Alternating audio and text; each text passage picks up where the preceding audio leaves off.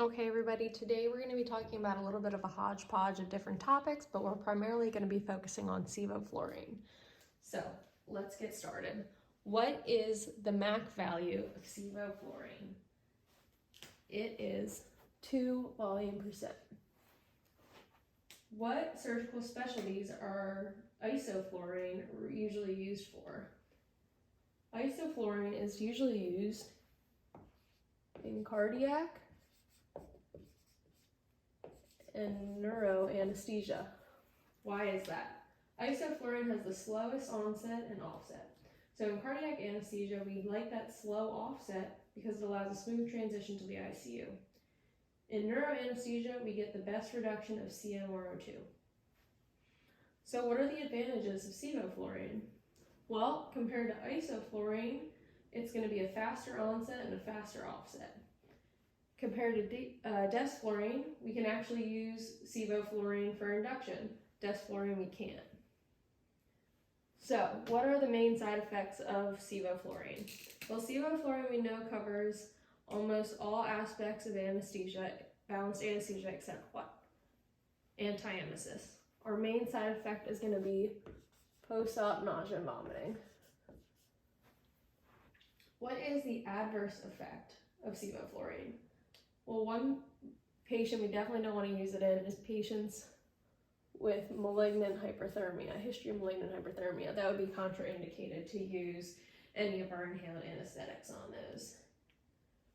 What is the theoretical risk of sevoflurane? We talked about compound A. That is our nephrotoxic metabolite that we've seen in animals, but not in humans, and that's why it's a theoretical risk.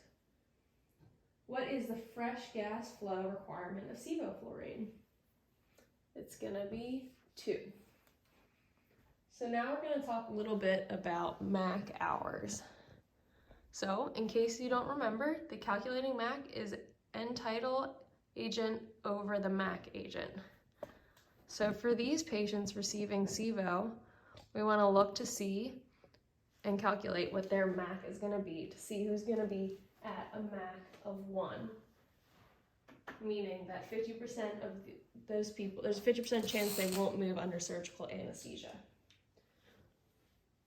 So, for our patient who is a 30-year-old and has a end-tidal sevo of 0.5, we're going to divide 0.5 by 2 and get 0.25. So this patient is only in MAC amnesia.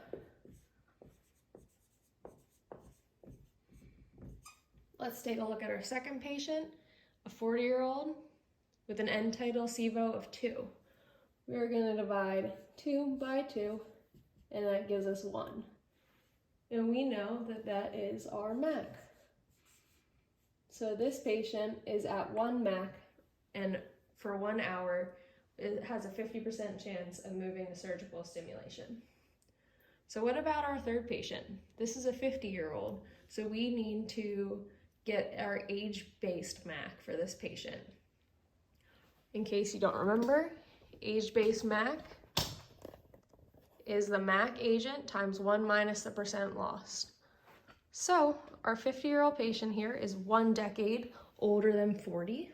So we're going to do 2, the MAC of sevo, times 1 minus, it's 5% per decade, and we are 1 decade. So we are going to go 1 minus 0.05.